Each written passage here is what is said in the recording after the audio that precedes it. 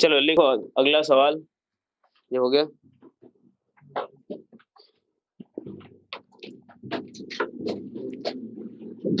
बेटा ये बुकलेट का क्वेश्चन नहीं है, ऐसे ही है बाहर से।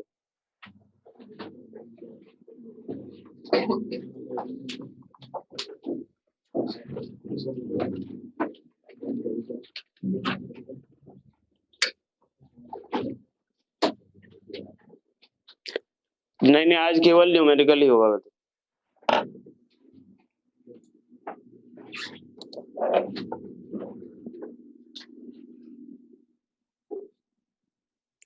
सर अगर ये क्या लिखा है भाई, PGLE?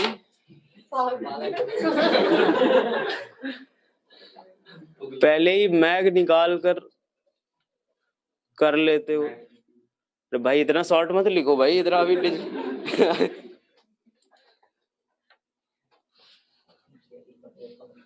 चलो यहां से देखो। चलो अगला सवाल देखो। यहाँ दिया हुआ है कि एक 50 kg का बॉल है, मास है बॉल का 50 kg। इसको हमने ऊपर के डायरेक्शन में प्रोजेक्ट किया 100 मीटर पर सेकंड से। ठीक है, 100 मीटर पर सेकंड से प्रोजेक्ट किया, और 5 सेकंड के बाद जो ये बॉल है, या it explodes after 5 second. It explodes after 5 second. 5 second के बाद ये एक्सप्लोड कर जा रहा है। तो ये दिया हुआ है अपने को, 2 फ्रैगमेंट में ये एक्सप्लोड हो रहा है, जिसमें से एक जो मास है, एक जो पार्ट है उसका मास है 20 kg।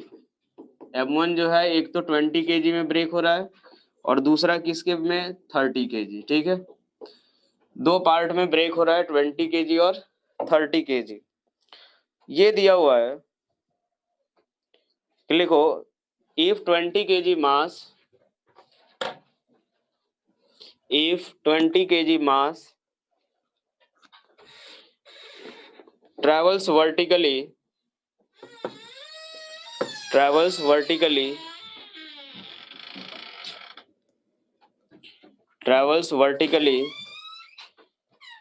up with a speed of 150 meter per second. Travels vertically up with a velocity of 150 meter per second. तो फर्स्ट पार्ट लिखो यहाँ पे। ये दिया हुआ है पहला पार्ट की वेलोसिटी ऑफ सेकंड पार्ट नहीं निकालना है, वेलोसिटी ऑफ सेकंड फ्रैगमेंट। जो सेकंड फ्रैगमेंट है उसकी वेलोसिटी कैलकुलेट करनी है। और दूसरा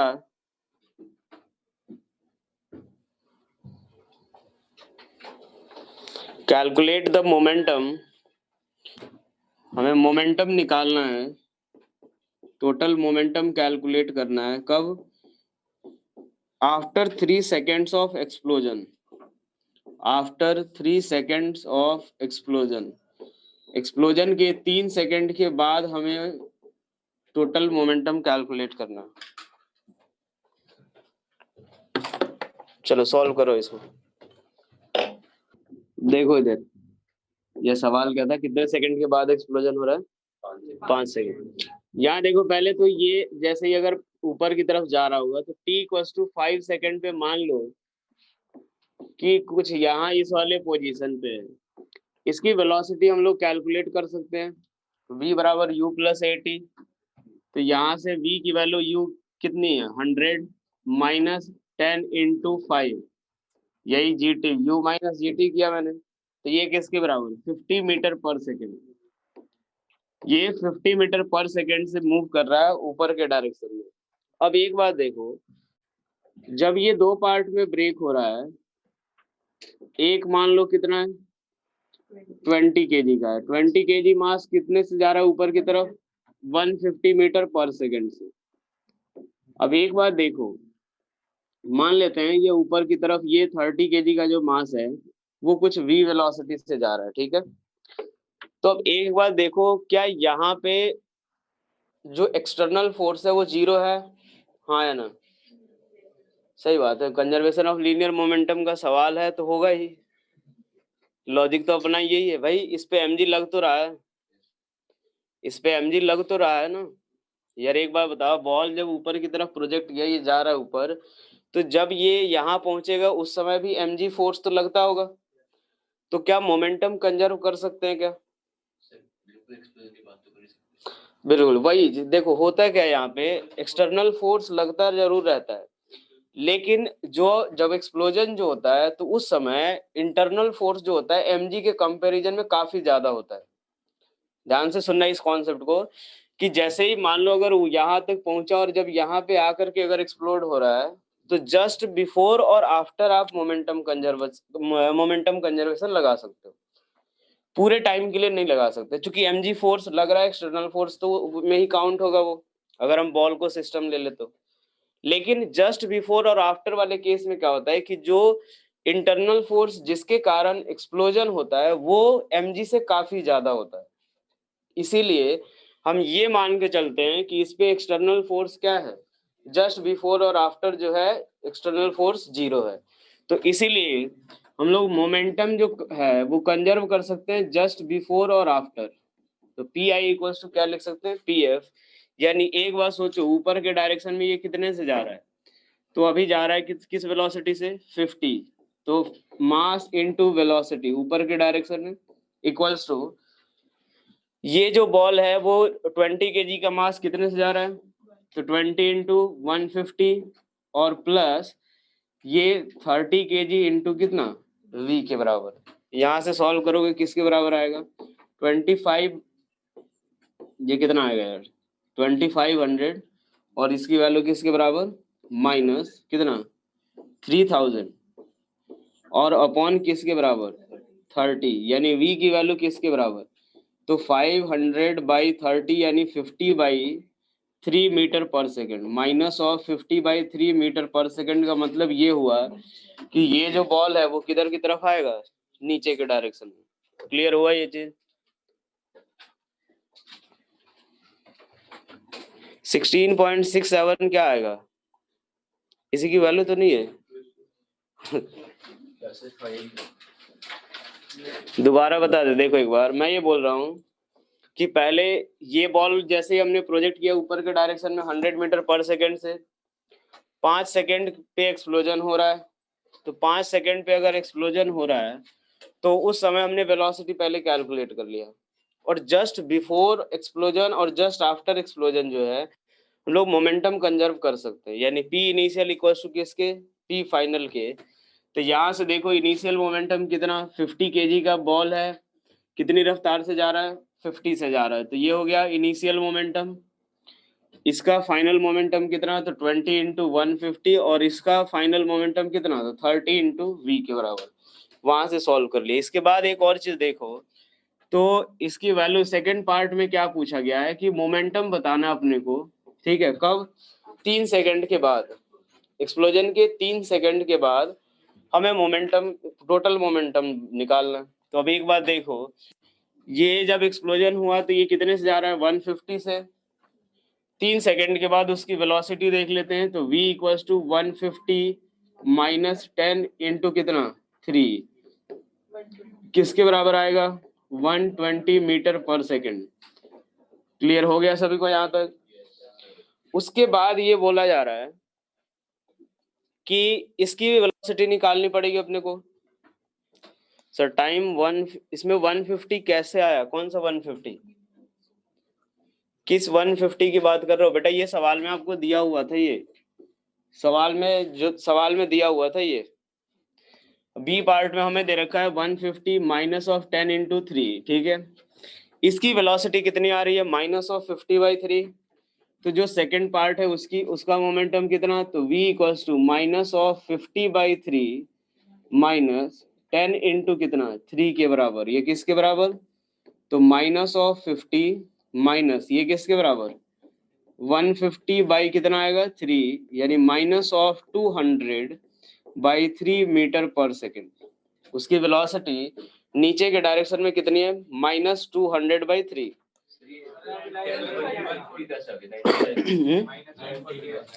940, 30, अच्छा ये कितना आ जाएगा 30 और ये कितना 90, यानी किसके बराबर आएगा 140/3 माइनस ऑफ 140/3 मीटर पर सेकेंड।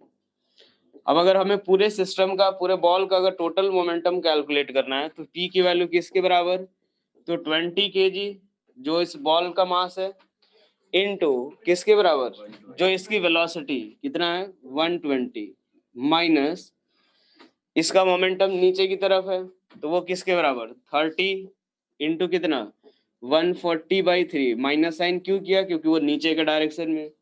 ये सॉल्व करोगे किसके बराबर 1400 और ये किसके बराबर 2400 माइनस 1400 किसके बराबर आएगा 1000 kg मीटर पर सेकेंड। कितने लोगों का दोनों सही था, कितने लोगों का दोनों सही था?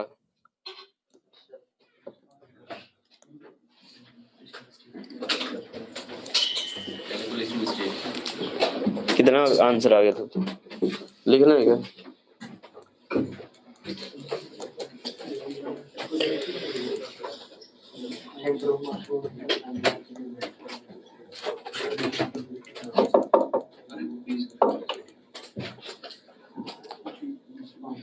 V2 में G ऐड नहीं होगा बेटा, एक बात देखना, यहाँ पे नीचे इसकी वेलोसिटी किधर है, नीचे की तरफ, और यहाँ पे मान लो अगर एक्सेलरेशन का डायरेक्शन भी किधर की तरफ है, नीचे की तरफ ही है, तो V बराबर U प्लस AT अप्लाई करेंगे तो किसी एक डायरेक्शन को पॉजिटिव ले लो, दूसरे को नेगेटिव। तो अगर हमने नीचे की तरफ नेगेटिव लिया है तो इनिशियल वेलोसिटी भी नेगेटिव आएगी और G भी नेगेटिव ही आएगा।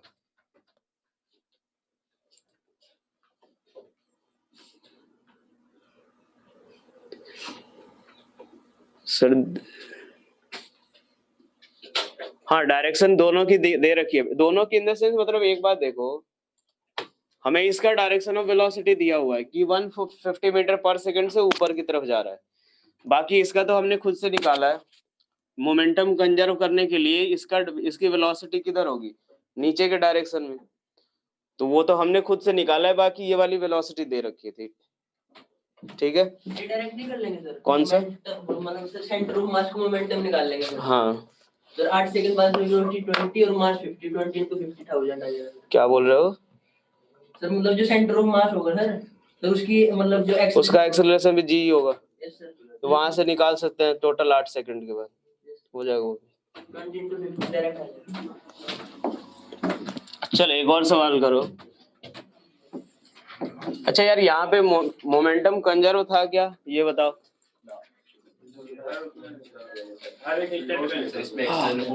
एक्सटर्नल फोर्स लग रहा था इसलिए मोमेंटम कंजर्व नहीं था बेटा। नीचे की तरफ जो वेलोसिटी हमने जो निकाला है ना, ये हमने यहाँ से मान लिया, हमने ये ऊपर की तरफ ही था डायरेक्शन ऑफ वेलोसिटी, तो जब मोमेंटम कंजर्व रहेगा तो उसके लिए हम लोग देख रहे हैं कि -50/3 मीटर पर सेकंड आ रहा है, मतलब नीचे की तरफ है। तो हमें पता चला है कि यार जो सेकंड मास होगा उसकी वेलोसिटी नीचे के डायरेक्शन में होगी। क्लियर? चलो एक और इस तरीके का जो सवाल है, ये हमारा एक्स एक्सिस है, ये वाई एक्सिस है, यहां से पार्टिकल को हमने 50 मीटर पर सेकेंड से थ्रो किया है, एंगल कितना है 37 डिग्री। चलो अब एक सवाल यहाँ भी ये दिया हुआ है, हाँ रिकॉर्डेड मिल जाएगा बेटा आपको, रिकॉर्डिंग ऑन कर दिया है मैंने, हो जाएगा। चलो लिखो, ये जो बॉल है,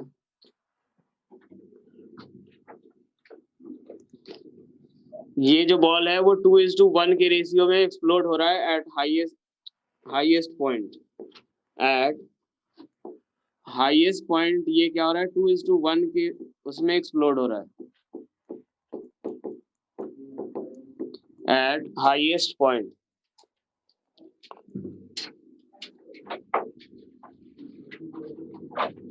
तो अब एक बार देखो, जब यहाँ दो पार्ट में जब ब्रेक हो रहा है ये, तो एक पार्ट जो है वो इस डायरेक्शन में जा रहा है 50 cos 37 कितना है, cos 37 की वैल्यू कितनी 4/5। ये मान लो ये 80 मीटर पर सेकेंड से इधर की तरफ हॉरिजॉन्टल डायरेक्शन में जा रहा है। ये कौन सा है? जो स्मॉलर फ्रैगमेंट है। स्मॉलर फ्रैगमेंट जो है उसकी वेलोसिटी जो है वो आ रही है 80 मीटर पर सेकेंड हॉरिजॉन्टल डायरेक्शन में। तो हमें क्या कैलकुलेट करना है? First part, find velocity of second fragment. Find velocity of second fragment.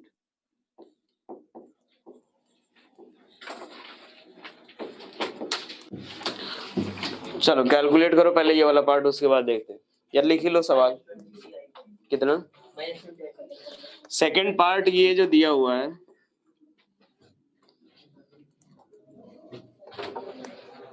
40 आ रहा है, यहाँ तो कुछ 20 बोल रहा है ना। हाँ, ये तो सेकेंड पार्ट की वेलोसिटी हो गई। और दूसरा हमें निकालना है distance between two fragments. Distance between two fragments when they will fall on ground, when they will fall on ground, जब वो जमीन पे गिरेंगे तब उनके बीच का distance, when they will fall on ground, जब वो ग्राउंड पे अगर गिरेंगे उस समय उन दोनों के बीच का डिस्टेंस कैलकुलेट करना।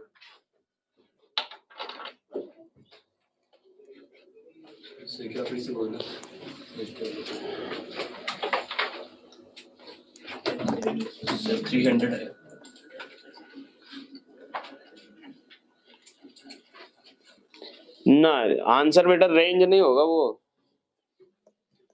वही बताएंगे, इससे रिलेटेड भी चीजें बता देंगे। पहले कैलकुलेट करो एक बार, खुद से ट्राई करो एक बार। कितना आ रहा है? पहले का आंसर कितना आ रहा है? 20। और दूसरे का कितने लोगों का हो गया? एक बार यस का मैसेज भेजो। पहले पार्ट का तो यार सभी का आ ही गया होगा एटलीस्ट। डॉक्टर कशिश, तुमने नहीं तो वो अपना लिखा था, उसको क्या बोलते हैं व्हाट्सएप के नीचे जो लिखते हैं? अच्छा वो भी लिखना। अच्छा ये भी था हैशटैग। भाई ओटीपी कौन जनरेट कर रहा है भाई?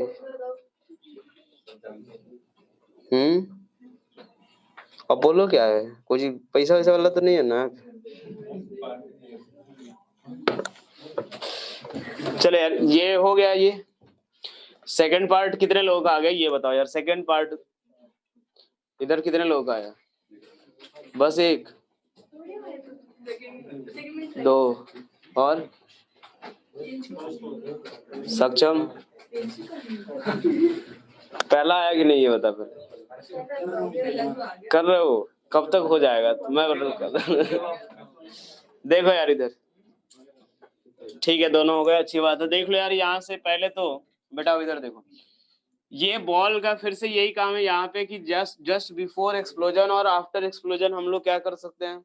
मोमेंटम कंजर्व कर सकते हैं। तो जब ये अगर कंप्लीट मास था तो उस केस में यहाँ पे उसकी वेलोसिटी कितनी होगी? 50 cos 37 के बराबर। और ये किसके बराबर आएगा? 40 मीटर पर सेकेंड, यही आएगा। अब इसके बाद हमें ये देखना है कि ये जो सेकंड मास है कहाँ 2:1 के केस में ये रेशियो में ब्रेक हो रहा है। जरे ओटीपी पे ओटीपी आया जा रहा है भाई।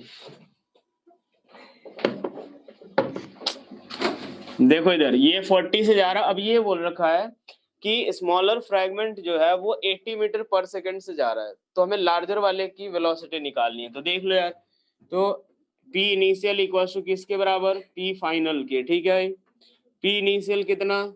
तो 50 इंटू 50 नहीं 40 इंटू किसके बराबर? मास। तो 40 m इक्वल्स टू ये किसके बराबर आएगा?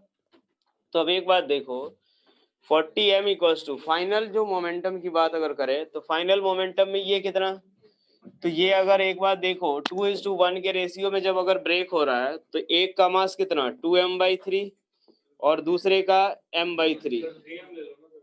हाँ कोई दिक्कत नहीं, बात तो वही तो पड़ेगा यार, इधर से आगे 3 मल्टीप्लाई होगा। तो ये किसके बराबर हो जाएगा? 2m/3, ये लार्जर मास है, इनटू इसकी वेलोसिटी किसके बराबर v, और जो स्मॉलर मास है वो कितना m/3 इनटू किसके बराबर 80। यहाँ से m से m ये सारा कैंसिल आउट हुआ, ये किसके बराबर 120 इक्वल्स टू किसके 120 माइनस ऑफ 80 इक्वल्स टू किसके बराबर 2v। v की वैल्यू कितनी आएगी 20 मीटर पर सेकेंड। क्लियर हो गया क्या सभी को? हाँ है ना, क्लियर हो गया ये सारी, ये फर्स्ट पार्ट। चलो नेक्स्ट अब हम लोग देखते हैं सेकंड पार्ट। अगर हम लोग देखें सेकंड पार्ट में देखो कि अब ये हमें पता चल गया कि जो फर्स्ट पार्ट है कि ये जो जा रहा है इधर की तरफ 80 से कितना आया था +20 या -20? तो हमने माइनस लिया था क्या वहां पे? प्लस ही आया था ना। यानी ये एक बात देखो कि ये जो पार्टिकल है, ये जो m/3 है वो इधर की तरफ जा रहा है, और जो 2m/3 है वो भी इधर के डायरेक्शन में ही जा रहा है। यानी अब ये जो पहला जो पार्टिकल ये जो 2m/3 है वो इधर की तरफ 20 से जा रहा है। पहले वहाँ पे 80 थी, पहले 40 थी, अगर तो 80 बहुत ज्यादा तो मुझे पीछे नहीं जाएगा। बेटा मास भी तो देख ले,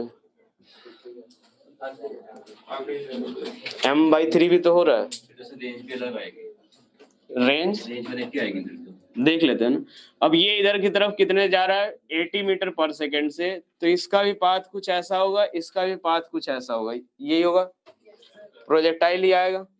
अब हमें दोनों के बीच का डिस्टेंस निकालना है, दोनों के बीच का डिस्टेंस कैलकुलेट करना है। तो अब एक बात देखो, तो ये किसके बराबर इनिशियल वेलोसिटी 20, हमें अगर मैक्सिमम हाइट अगर निकालना है तो मैक्सिमम हाइट की वैल्यू किसके बराबर h इक्वल्स टू किसके बराबर होगा, तो u² sin² theta upon 2g के बराबर, यही आएगा। u² यानी कितना 50 का स्क्वायर और sin 37 का स्क्वायर यानी किसके बराबर हो जाएगा 4/5 इंटू 4/5 sin 37, अच्छा sin 37 3/5 इंटू कितना 3/5 और ये अपॉन कितना तो 2 इंटू 10 के बराबर, यही आएगा। 5 से 10, 2 से 5 और ये किसके बराबर 45 मीटर, यही आएगा। ये वो हाइट है जहां से ये जो पार्टिकल m/3 है वो 80 से प्रोजेक्ट होगा और ये वाला पार्टिकल 20 से प्रोजेक्ट होगा। तो अब इस केस में अगर हम इसका रेंज अगर मान लेते हैं, इसका रेंज कितना r1 और इसका रेंज अगर हम लोग देखें r2, ठीक है, तो r1 की वैल्यू किसके बराबर हॉरिजॉन्टल प्रोजेक्टाइल हो गया ये चीज, तो u into square root of r1 की वैल्यू फॉर्मूला यही लगा लेते हैं u into square root of 2h/g लगा सकते हैं। u की वैल्यू किसके बराबर, तो पहले के लिए कितना है 20, तो 20 into square root of 2h/g यानी 2 इंटू 45/10 यानी किसके बराबर 60 मीटर के बराबर, यही आएगा। R2 की वैल्यू निकाले तो R2 किसके बराबर, तो वही आएगा U2 कितना 80 और इंटू किसके बराबर 3 यानी 240 मीटर। यानी एक बात देखो कि यहाँ से ये 60 मीटर की दूरी पे गया और ये कितनी दूरी पे 240, तो इनके बीच का डिस्टेंस किसके बराबर 180 मीटर के बराबर। अब एक बात यहाँ पे एक कॉन्सेप्ट यहाँ ध्यान से सुनो कि जो सेंटर ऑफ मास जो रहेगा तो वो अपने ओरिजिनल पाथ पे ही जाएगा, ये चीज ध्यान रखना। क्योंकि सेंटर ऑफ मास जो रहेगा उस पे तो अपना कितना mg फोर्स लग रहा होगा हमेशा कॉन्टिन्यूसली, भले फ्रैगमेंट में ब्रेक हो गया लेकिन फिर भी हमेशा कितना mg ही लगता रहेगा सेंटर ऑफ मास पे। तो चाहे अगर ये भले आगे की तरफ जाए और ये थोड़ा सा इधर की तरफ जाए लेकिन सेंटर ऑफ मास जो है ये ओरिजिनल पाथ पे ही जा मूव करता रहेगा। तो एक बात बताओ, जो 2m/3 मास है वो इस पॉइंट के लेफ्ट साइड गिरेगा या राइट साइड? 2m/3 जो है ये जो लेफ्ट साइड गिरेगा या राइट साइड? क्यों लेफ्ट साइड गिरेगा? सर मोमेंटम कंजर्व होना चाहिए सर। हाँ सर उस पॉइंट से सर मोमेंटम कंजर्व होना चाहिए सर। किस पॉइंट से कब तक? सर मतलब momentum of particles with respect to centre of mass sir. मतलब से, अच्छा वो तो हमेशा ही 0 होता है। Yes sir. सिस्टम का सेंटर ऑफ मास एक वहाँ पे तभी सेंटर पास तभी इनके बीच में लाई करेगा, यही है। सेंटर ऑफ मास की वेलोसिटी भी ज्यादा है 20 मीटर। सेंटर ऑफ मास की वेलोसिटी ज्यादा होगी तो टाइम ऑफ फ्लाइट तो सेम ही है। हाँ, वो तो जब गिरेंगे तब साथ में गिरेंगे, जब ये पार्टिकल गिरेगा उतना ही टाइम पे वो भी गिरेगा। मास की वेलोसिटी ज्यादा होगी, इसकी कम है तो इससे कर देंगे। इसकी कम है, हाँ वो भी हो जाएगा। तो बाकी ये है कि अपने पास देखो सेंटर ऑफ मास जो रहेगा वो ऐसे ही पाथ पे जाएगा, और ये वाला ब्लॉक कुछ यहाँ पे गिरेगा, ये ब्लॉक जो पार्ट जो है वो आगे की तरफ गिरेगा, और इस तरह से कि सेंटर ऑफ मास कहाँ पे गिरेगा, सेंटर ऑफ मास जो रहेगा यहाँ से जो इसका रेंज होगा वहीं पे आकर के गिरेगा। क्या 1:, अच्छा डिस्टेंस की बात कर रहे हो, हाँ तो वो 61/40 तो आएगा। मोमेंटम के रेशो के बराबर आएगा। मोमेंटम के रेशो के बराबर आएगा ना सर ये डिस्टेंस। अच्छा 20 मीटर पर सेकंड वाला समझ नहीं आया। एक बार देखो, मैं बोल रहा हूँ कि ये 20 मीटर पर सेकंड है, ये हमने तो निकाल लिया था ना शायद, पिछले भी पार्ट में निकाला था। अब मैं ये बोल रहा हूँ कि ये जा करके इधर गिरेगा, ये जा करके इधर की तरफ गिरेगा, तो हमें इनके बीच का डिस्टेंस निकालना था, दोनों के लिए रेंज निकाल लिया, दोनों का डिस्टेंस देख लिया कि कितनी दूर पे जा करके गिरेगा। ठीक है, क्लियर हो गया सभी को, हाँ या ना? हाँ बोलो सर शॉर्ट में वैसे भी तो कर सकते हैं ना सर। कैसे? तो मतलब असेंट का टाइम निकाल लिया sir, u sin theta by g sir. Time of flight मिल जाएगा, सर तो 3 आ जाएगा सर असेंट का time sir. Time of ascent जो आएगा वो 3 आएगा, डिसेंट का टाइम सर दोनों का बराबर ही होगा। 3 हो जाएगा। तो सर ये 80 × 3 माइनस 20 × 3 कर देंगे सर। 80 इंटू 3 अब बस वही है, तो डायरेक्ट आ जाएगा, वो भी हो जाएगा। चलो आगे देखो, चलो नेक्स्ट क्वेश्चन लिखो।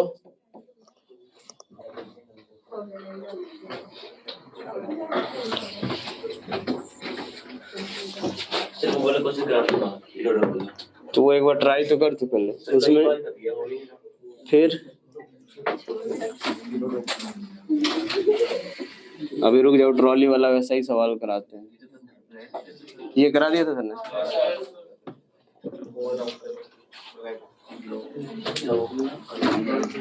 मैक्सिमम वेलोसिटी मिले ना वेलोसिटी नहीं, मैं तो डिस्प्लेसमेंट पूछने वाला था।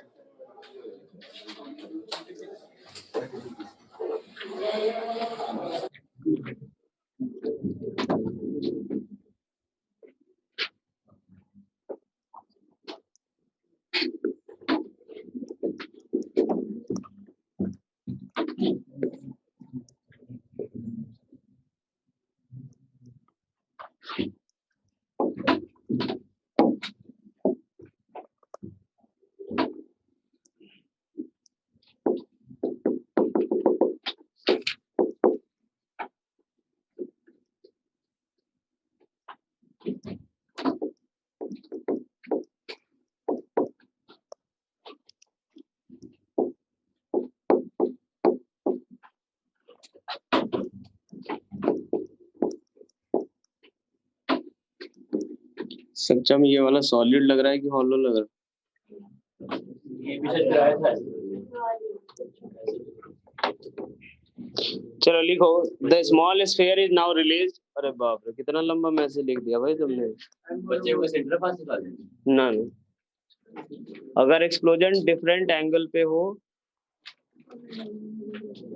तो क्या होगा?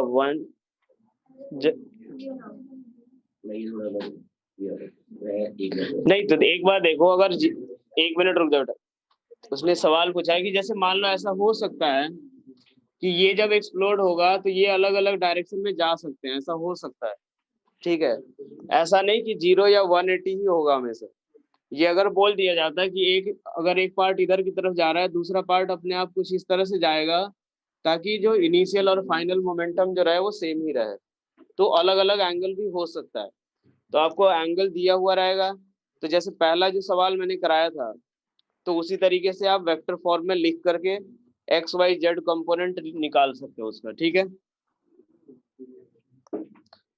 चलो लिखो इस वाले पार्ट में, the small sphere is now release. 4m इसका है, m इसका है।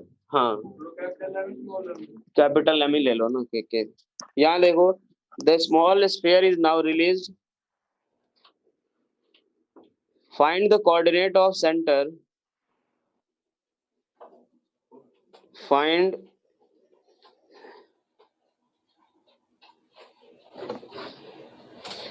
the coordinate of center of large sphere. Find the coordinate of center of large sphere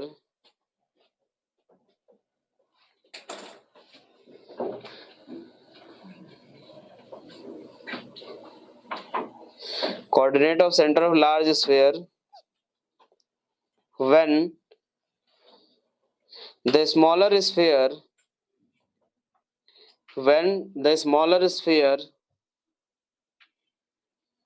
reaches the other extreme position. When smaller sphere reaches other extreme position.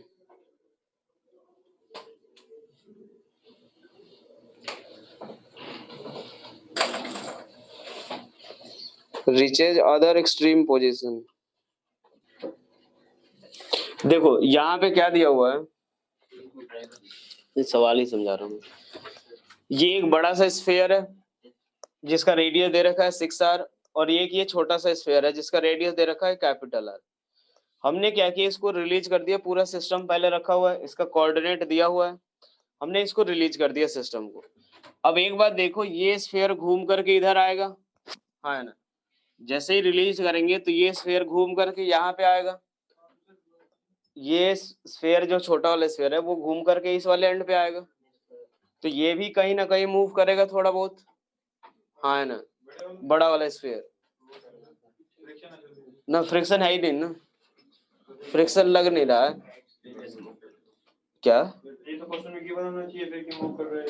हाँ ये अब एक बात देखो, जब सिस्टम अगर ये रिलीज किया अपन ने, तो जब ये इधर की तरफ आएगा तो ये भी इधर की तरफ जाएगा कुछ ना कुछ। वो उसके मतलब वो है कि उस टाइप से अगर रोल करके जा रहा है। हाँ ये रोल करके ही जा रहा है, ये रोल करके ही जा रहा है, ऐसे इस तरह से। इस तरह से अगर ये जैसे रिलीज कर रही है इधर की तरफ आएगा तो ये भी थोड़ा आगे बढ़ेगा। क्यों? क्योंकि सेंटर ऑफ मास का जो पोजीशन है वो सेम जगह पे रखना। एक्सटर्नल फोर्स जीरो है, एक्सटर्नल फोर्स जीरो है, initial velocity of centre of mass zero है, तो सेंटर ऑफ मास हमेशा क्या रहेगा, रेस्ट पे।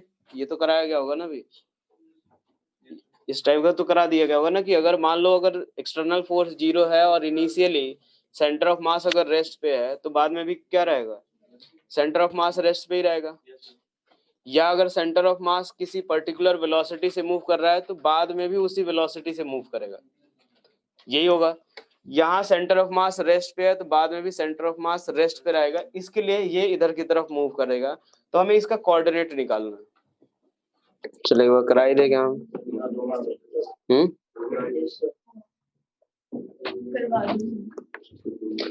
सेम ही रहेगा तो ये सेम कैसे रह जाएगा भाई, एक बात बताओ ना, ना सेम नहीं रहेगा। चलो देखो यार, इधर पहले एक बात देखो, ये चीज जैसे ही अगर हम लोग सिस्टम को रिलीज करेंगे तो ये अगर इधर की तरफ आ रहा है तो ये कुछ ना कुछ इधर आगे बढ़ेगा। क्योंकि यार यहाँ से अगर हम लोग देख ले कि initial velocity of centre of मास क्या है, zero. Initial velocity of centre of मास क्या है, जीरो है, और एक्सटर्नल फोर्स इस सिस्टम के ऊपर जीरो है। बाहर कोई फ्रिक्शन फोर्स लग नहीं रहा है, वो तो जीरो है। तो बाहर कोई फोर्स नहीं लग रहा है तो यहाँ एक्सटर्नल फोर्स जीरो, यानी वेलोसिटी ऑफ सेंटर ऑफ मास जो होगा वो भी किसके रहेगा, जीरो के।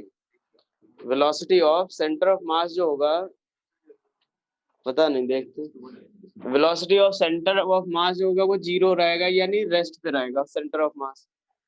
तो अब एक बात देखो बेटा, यहाँ ध्यान से देखो, डॉक्टर साहब देख लीजिए, यहाँ देखो, ये मान लेते हैं हम लोग, इसको m1 मास मान लेते हैं या फर्स्ट बॉडी, और इसको सेकंड बॉडी। ये हम लोग लिख सकते हैं ऐसा कि m1 into x1 plus m2 into x2 equals to zero के बराबर, हाँ है ना।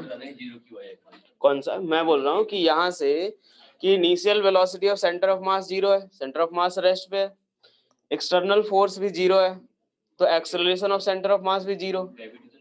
तो हॉरिजॉन्टल डायरेक्शन में, ये वर्टिकल में थोड़ी मूव कर रहा है, कुछ वर्टिकल में थोड़ी मूव कर रहा है, जाएगा तो ऐसे घूम के। हाँ तो ग्रेविटी इतने बार, तो हम लोग तो हॉरिजॉन्टल वाला देख रहे हैं। हॉरिजॉन्टल डायरेक्शन में। हाँ चलो एक्स लिख लो या हॉरिजॉन्टल डायरेक्शन में लिख लो यार। अब एक बात देखो, m1 into x1 plus m2 into x2 vector equals to 0। तो अब एक बात सोचो, यहाँ से अगर ये m1 मान लेते हैं कि ये जो बड़ा स्फीयर है वो कितना आगे बढ़ा, तो x आगे बढ़ गया, ये कितना आगे बढ़ गया x। ये अगर x आगे बढ़ा होगा तो सोचो यार, ये आगे बढ़ने के बाद ये जो कंडीशन आएगी कुछ इस तरीके का रहेगा।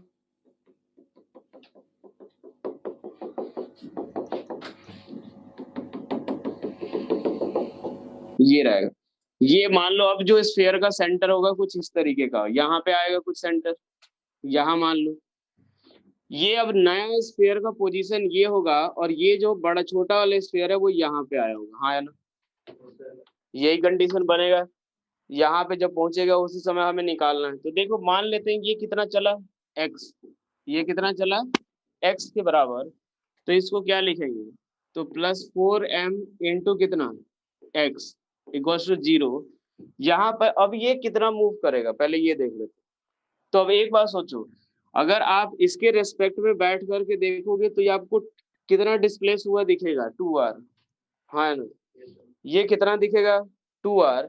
तो अगर इसका डिस्प्लेसमेंट हमें ग्राउंड के रेस्पेक्ट में निकालना है तो डिस्प्लेसमेंट यानी मान लो r विथ रेस्पेक्ट टू, या s लिख लेते हैं, s of small m with respect to ground किसके बराबर, तो displacement of m mass with respect to capital M plus displacement of capital M with respect to ground. हाँ है ना। तो इस केस में अगर हम बात करें तो स्मॉल m के रिस्पेक्ट में, सॉरी कैपिटल M के रिस्पेक्ट में ये कितना आगे बढ़ा 2r minus of 2r negative direction, और ये कितना आगे बढ़ा है तो x। क्लियर हो गया ये चीज। तो इसका डिस्प्लेसमेंट कितना 2r माइनस x, तो ये किसके बराबर आएगा m इंटू x माइनस, ये x ऐसे लिखा हुआ अपन ने x माइनस 2r, यही आएगा। कि ये चीजें क्लियर हुई सभी को। कोई दिक्कत नहीं। देखो मैं ये बोल रहा हूँ सबसे पहला ठीक से देखो एक बार, ये चीज तो समझ आ गया होगा यहाँ तक, m1 x1 vector plus m2 x2 vector equals to 0। यहाँ तक क्लियर है सभी को। हाँ या ना ये बताओ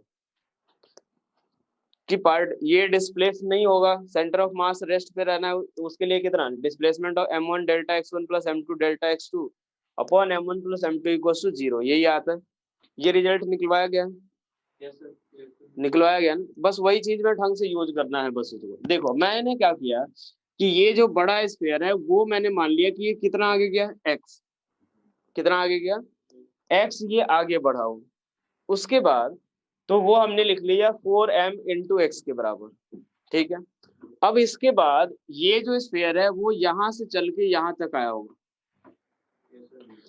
स्फीयर अगर आप इसके अंदर बैठ के देखते तो इसके अंदर अगर आप बैठ के देखोगे तो ये स्फीयर यहाँ से चल के यहाँ तक आएगा। हाँ है ना।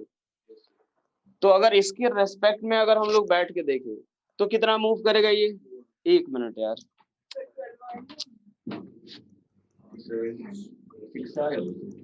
ये कितना हमने लिया इसको 4m इंटू कितना x। अब एक बात देखो ये कितना है, इसका सेंटर ऑफ मास, इसका जो सेंटर होगा वो कितनी दूर चलेगा यहाँ से लेके यहाँ तक। हाँ है ना। पहले हमें क्या करना है कि इसका सेंटर का डिस्प्लेसमेंट हमें फाइंड करना है विथ रेस्पेक्ट टू ग्राउंड, कि वो कितना डिस्प्लेस हुआ। अब एक बात सोचो, इसके रेस्पेक्ट में आप बैठ करके देखोगे तो ये कितना चला हुआ रहेगा, ये पूरा कितना है, ये पूरा कितना 12r, उसमें से r इधर कम करो, r इधर कम करो, कितना आएगा 10r। हाँ है ना। इसके रेस्पेक्ट में आप अगर आप बैठ के देखोगे तो सेंटर कितना आगे बढ़ा हुआ रहेगा 10r के बराबर। क्या ये चीज क्लियर हुआ सभी को पहले। तो 10r अगर आएगा तो 10r इधर की तरफ, और ये कितना आगे बढ़ा है x, तो क्या लिखेंगे minus of 10r plus x के बराबर, यही आएगा। कि ये चीज अब समझ आया। हमने क्या किया, स्मॉल m मास का डिस्प्लेसमेंट चाहिए विथ रेस्पेक्ट टू ग्राउंड, तो क्या करेंगे स्मॉल m मास का displacement with respect to capital M, और कैपिटल M का डिस्प्लेसमेंट, और कैपिटल M का डिस्प्लेसमेंट दिखाई नहीं दे रहा, चलो यहाँ पे लिख देता हूँ, कैपिटल एम का displacement with respect to ground. तो जब इसके अंदर बैठ करके देखोगे तो ये इधर की तरफ कितना चलेगा 10r, और ये इधर कितना चला गया x, तो फाइनली ये कितना चलेगा, तो small m into x minus of 10r equals to 0। यहाँ से सॉल्व कर लो, किसके बराबर, m into x plus 4m into x, कितना आ जाएगा 5m into x equals to 10m into कितना कैपिटल R, x की वैल्यू किसके बराबर 2r। तो फाइनली ये जो इसका जो नया कोऑर्डिनेट होगा वो पहले l था, अब कितना l प्लस 2r, 7r आएगा कैसे भाई, अरे तो 6r ये रहा, 6r ये रहा 12, उसमें से r इधर कम करेंगे, r इधर कम करेंगे, कितना आएगा 10r ही तो आएगा जी। बेटा 7r क्यों लेंगे यहाँ से, फाइनली जब यहाँ पे आएगा तो ये इसका सेंटर ये भी तो कम करेंगे हम लोग।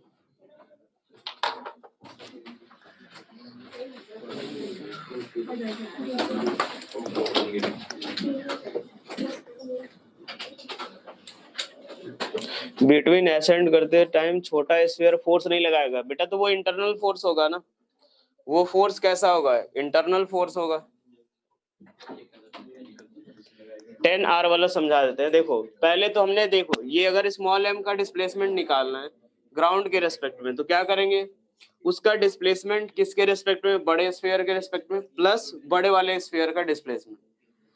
अब यहाँ अगर आप इसके अंदर बैठ के देखोगे तो आपको ये सेंटर कितना दूर चला हुआ दिखेगा, तो ये पूरा 12r, उसमें से r इधर कम करो, r इधर कम करो, कितना चलेगा 10r के बराबर चलेगा ये, और ये कितना चलेगा, तो ये इधर की तरफ x चला है, तो फाइनली ये कितना चलेगा x माइनस 10r, वहां से x इक्वल टू किसके बराबर है 2r के बराबर। क्लियर हुआ आप सभी को। Yes, sir.